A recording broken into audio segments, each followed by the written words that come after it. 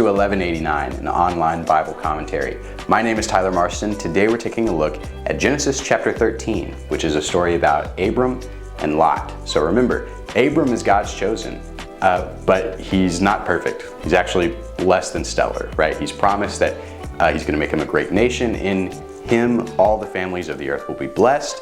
But he said, to do that, you need to leave your family behind. You need to leave your relatives behind. And immediately, Abram brings Lot. Now, Abram really loves Lot. Lot is his nephew, but it's disobedient to what God said, and we're going to see why in this story. Then we also saw Abram go down to Egypt, not trusting God. He had this shady deal with Pharaoh, where Pharaoh ended up taking his wife as his wife because Abram said that Sarai was his sister, and then God said no, and so Pharaoh had to return Sarai to Abram. It was this whole kind of weird Dr. Phil kind of thing. Now we're going to see, is God faithful to his promises, or is he going to move on and pick someone else that is perfect, to bring about restoration to humanity? In verses 1 through 4 of chapter 13, Abram went up from Egypt to the Negev, he and his wife and all that belonged to him, and Lot with him.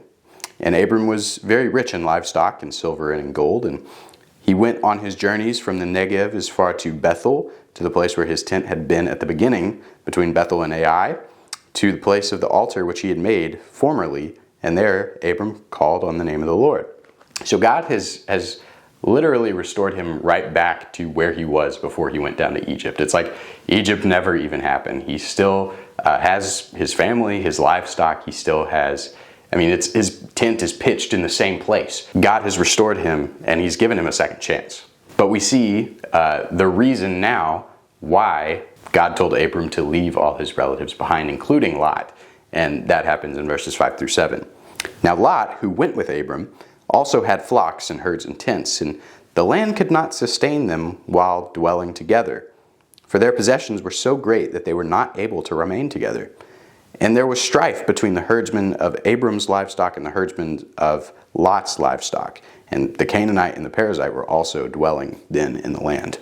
So Abram's second disobedience, going to Egypt during the famine, is resolved first only through God's providence and mercy, since Abram doubled down on that disobedience by giving his wife away. Abram's first disobedience, bringing Lot with him, is going to be resolved second. And it's going to have to happen because there simply aren't enough resources on the land, right? Because he wasn't supposed to be there. God called Abram to leave his family and relatives and go to the land I will show you. But when he starts bringing people along, there's simply not enough. And so look at how Abram responds in verses 8 and 9. Abram said to Lot, "Please let there be no strife between you and me, nor between my herdsmen and your herdsmen, for we are brothers." Right? He loves Lot like a brother, even though he's his nephew.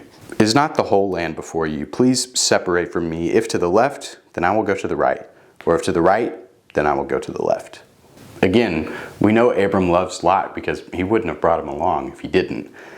But he realizes it's not working out. And so Abram gives Lot a choice. He says, if you want to go to the west, go to the west. If you want to go to the east, go to the east. Left or right, it's your choice. I have trust in God that the leftovers will be good enough for me. And so that choice shows that he's trusting God there. So what choice does Lot make? Lot lifted up his eyes and saw all the valley of the Jordan, that it was well watered everywhere. This was before the Lord destroyed Sodom and Gomorrah.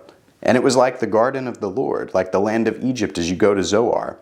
So Lot chose for himself all the valley of the Jordan, and Lot journeyed eastward, and they separated from each other. So it's important to see here that Lot makes his decision based on the appearance of the land. But again, just like the tree of knowledge of good and evil, what looks good and what looks right isn't always the right choice. Abram settled in the land of Canaan, while Lot settled in the cities of the valley and moved his tents as far as Sodom. And the men of Sodom were wicked exceedingly and sinners against the Lord. Right? We get these big red flags for Lot because he's not making choices with God in mind, whereas Abram in this particular circumstance is. Abram knows that God is going to be faithful with whatever leftovers remain. And the Lord rewards him for it. The Lord God said to Abram after Lot had separated from him, "Now lift up your eyes and look from the place where you are, northward and southward and eastward and westward, for all the land which you see, I will give it to you and your descendants forever. I will make your descendants as the dust of the earth, so that if anyone can number the dust of the earth, then your descendants can be numbered. Arise, walk around the land through its length and breadth, and I will give it to you. Abram is rewarded for his faith, and even though he's just a nomadic shepherd now, he has this promise that his numerous descendants are going to fill and inhabit everywhere he sees. It's a lot like the Lion King, right? God promises that his numerous descendants will live on and own that land, so long as Abram continues to trust God. So Genesis chapter 13, Abram passes a test, right? He lets Lot go his own way, and that is symbolic of his obedience to God and repenting from his original sin, which was bringing Lot along with him. In that decision, he's also eliminating situations of tension and strife, which is always a good thing, right? He's able to separate the herdsmen so that they're not at each other's throats all the time. And it shows that he's trusting God by letting Lot choose, right? And trusting God with whatever he doesn't choose, even if the land doesn't look as good as the land Lot does choose. And Abram is ultimately rewarded with another promise of God's blessing. And it was only possible because God gave him that second chance at the beginning, right? God was faithful to his promise, and he will always be faithful to his promises, even when his recipients don't always deserve it. It doesn't let us off the hook, but it's good to remember that his mercy and his grace is sufficient even when we're not. And when we are in need of his mercy and his grace, we can always turn around and make the choice to trust God with whatever's left, with wherever he's leading us to go.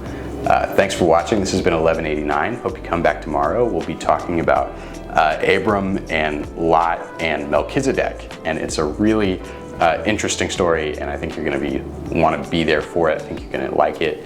But thanks for watching. We'll see you tomorrow.